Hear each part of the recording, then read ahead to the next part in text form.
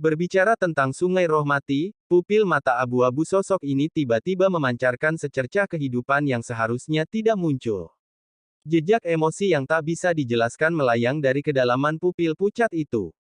Tuan Cian, Anda sedang menunggu saya di Sungai Roh Mati. Jangan musnah oleh kehendak di Sungai Roh Mati. Lier Anda pasti akan menemukan Anda secepat mungkin dan menyelamatkan Anda dari sungai arwah orang mati. Sosok itu mengepalkan tinjunya erat-erat. Ledakan. Nafas yang mengerikan keluar dari tubuhnya, berubah menjadi lautan tak berujung, matanya ditentukan. Jika Qin Chen ada di sini, dia akan sangat terkejut, karena orang ini sebenarnya adalah Molly dari lautan alam semesta, dan dia tidak tahu bagaimana menggunakan beberapa metode untuk datang ke dunia bawah ini, bahkan ke lokasi kota Wuyue. 100 kemenangan beruntun, aku pasti akan melakukannya. Molly melangkah maju dan tiba-tiba menghilang di sini. Hanya saja sebelum Molly mendekati kota Wuyue. Beberapa sosok tiba-tiba muncul dan mengelilingi Molly. Hahaha, itu orang lain yang datang ke kota Wuyue untuk mencoba peruntungannya. Dilihat dari auranya, dia hanyalah detasemen ganda. Bunuh. Dia tidak ditemukan oleh orang-orang di kota Wuyue dan dipenggal oleh tim penegak hukum di sini. Petik 2. Bunuh. Ini adalah beberapa pembudidaya hantu dari dunia bawah, yang semuanya penuh dengan aura pembunuh yang menakutkan, dan mereka dengan sengit menghadapi setan dalam sekejap, menyerang. Pencuri hantu. Di dunia bawah, ini sangat kacau. Banyak pembudidaya hantu akan berpura-pura menjadi pencuri hantu untuk menjarah dan menjadi lebih kuat. Bahkan banyak orang baik kadang-kadang bertindak sebagai pencuri hantu. Dia berlatih secara normal di siang hari, tetapi menyamar di malam hari, dan menjadi pencuri hantu dan membunuh di mana-mana. Mengaum. Pencuri hantu ini semuanya berada pada tingkat transendensi kedua, dan pemimpinnya adalah seorang pria dengan kepala tikus dan ekor tikus, yang hanya berjarak satu langkah dari transendensi rangkap 3, dan mereka telah menunjukkan kekuatan supernatural mereka sendiri segera setelah mereka majulah. Saya melihat pembudidaya hantu ini dengan mulut besar, dan dengan suara mendengung, hantu besar Dewa Tikus muncul tepat di belakangnya, dan cahaya suram mekar di mata hantu, yang tingginya setinggi 10 kaki, menelan Molly seperti pusaran, dan menelannya ke dalam perutnya.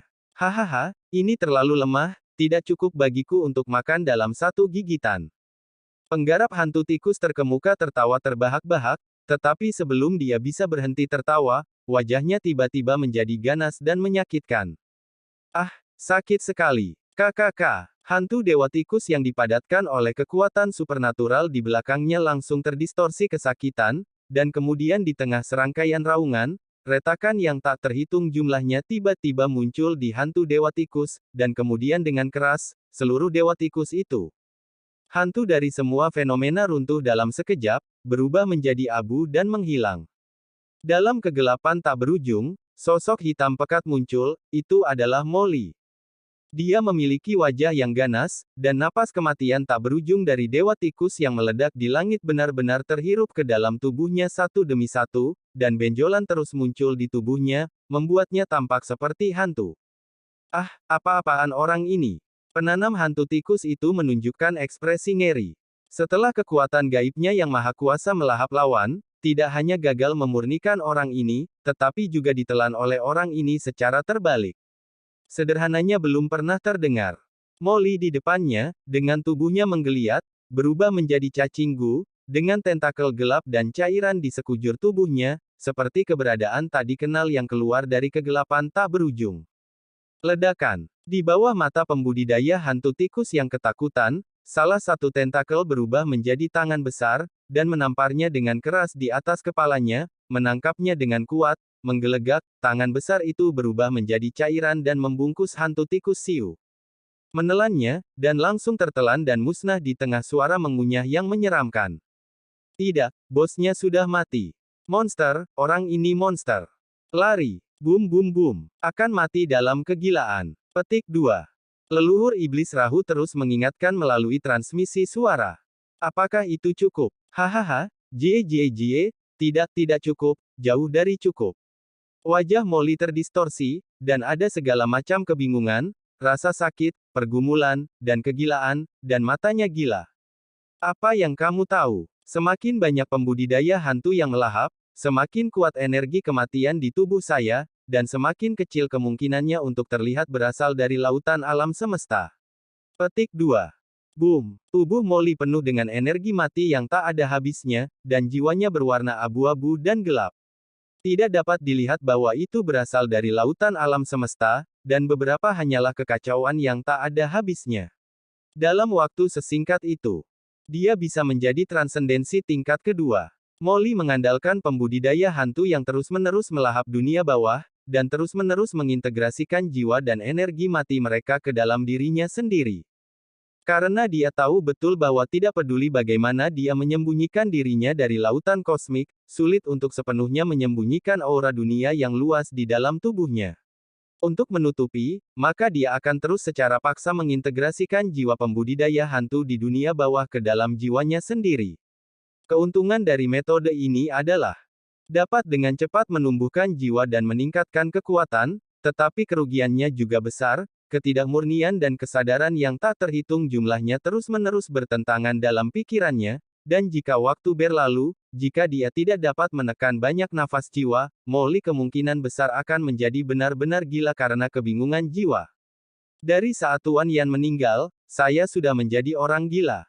Saya hidup hanya untuk membangkitkan Tuan Qian, bahkan jika saya melangkah ke neraka, terus kenapa? Molly meraung, matanya dipenuhi dengan kegilaan histeris, dan pikirannya bahkan sedikit kabur. Jangan khawatir, untuk mengintegrasikan kehendak kacau dari alam semesta asli, aku memurnikan tubuh dewa dan iblismu, dan kamu dapat tinggal di tubuhku dengan ketenangan pikiran. Di dalam tubuh. Ketika saya menyelamatkan Tuan Qian, saya pasti akan menemukan Anda tubuh lain, tubuh yang tak terkalahkan, dan saya akan melakukan apa yang saya katakan. Petik 2. Desahan lembut terdengar dari tubuh Molly. Leluhur iblis Lohu tahu betul bahwa dia tidak bisa menghalangi Molly sama sekali. Untungnya, Molly adalah orang yang selamat dari samsara 9 kali lipat, dan dia adalah arogansi yang tak tertandingi yang tidak muncul di alam semesta selama ratusan juta tahun. Jiwanya telah mengalami pembaptisan jiwa primordial 9 kali lipat malapetaka, yang merupakan detasemen rangkap 3. Jiwa seorang pria super kuat tidak dapat menggoyahkan jiwanya. Jika tidak, dia akan menjadi gila. Leluhur iblis Lohu menggelengkan kepalanya. Itu telah berubah ke titik di mana bahkan dia tidak mengenalnya lagi. Jika dia terus seperti ini, dia tidak tahu akan berubah menjadi apa Molly pada akhirnya. Tidak gila, tidak hidup. Namun, Molly sama sekali tidak memperhatikan gagasan leluhur iblis Rahu. Dia mengangkat kepalanya untuk melihat kota Wu Yue di kejauhan, tubuhnya berkedip, dan dengan keras, dia tiba-tiba berubah menjadi aliran cahaya dan menyapu ke arah kota Wu Yue di kejauhan. Hanya dengan bergabung dengan perintah Wu Yue Mingdi dia bisa mendekati sungai arwah orang mati. Tidak ada yang bisa menghentikannya menyelamatkan Tuan Qian. Di daerah terlarang Laut Mati. Aula istana yang luas. Saat Qin Chen terbang, dia merasakan batasan pola rahasia di sekitarnya. Kekacauan, pembunuhan, kegilaan, iman, kebebasan. Semakin Qin Chen memahami pola rahasia di sekitarnya, semakin jelas dia memahami niat membunuh di aula istana. Saya selalu berpikir bahwa niat membunuh di Laut Mati adalah pembunuhan murni, tetapi sekarang setelah saya melihat aula istana ini, saya menyadari bahwa pembunuhan bukanlah akarnya. Ketertiban yang benar-benar terwakili di aula istana ini adalah kekacauan. Tuhan, dan menghormati dan membunuh bukanlah akhir, tetapi sarana dan proses. Gumam Qin Chen. Mata berfluktuasi. Dalam atmosfer pembunuhan di aula ini, pikiran telah memperoleh semacam sublimasi, semacam evolusi. Membunuh bukanlah tujuannya. Pembunuhan sederhana hanya akan membuat orang menjadi iblis yang tidak berakal, dan akhirnya jatuh ke dalam kegilaan. Tetapi jika Anda membunuh untuk hal yang baik, Anda bahkan dapat menciptakan dunia yang damai. Bagi para pembunuh di dunia ini, hukuman mati hanya untuk menegakkan keadilan. Jika tidak ada hukuman mati, biarkan para pembunuh itu bebas. Apakah adil bagi mereka yang dilanggar? Melawan hidup dengan hidup, menghentikan pembunuhan dengan membunuh tidak boleh gagal mencapai jalan yang benar. Qin Chen baru saja berjalan di aula istana ini kemanapun dia pergi. Pola rahasia di aula sekitarnya sedikit menyala, dan bayangan berkabut dari aula niat membunuh muncul di belakangnya, penuh misteri, tercetak ke dalam ruang dan waktu. Di belakang Qin Chen, penguasa penjara hitam, cacing pemangsa jiwa, leluhur buaya virtual, dan penguasa domain jiwa yang mengikutinya sepanjang jalan semuanya ketakutan dan terkejut.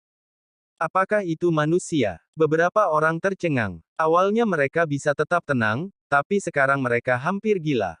Mereka belum pernah melihat orang yang begitu berbakat. Sepanjang jalan, mereka juga merasakan, mencoba mengendalikan pola rahasia di aula ini, tetapi tidak peduli bagaimana mereka melihatnya, mereka masih tidak dapat memulai. Paling-paling, mereka hanya dapat menangkap sedikit bulu, yang dapat. Hampir tidak tampaknya ada celah yang tidak bisa dijelaskan antara pola rahasia aula dan mereka, yang menghalangi persepsi mereka.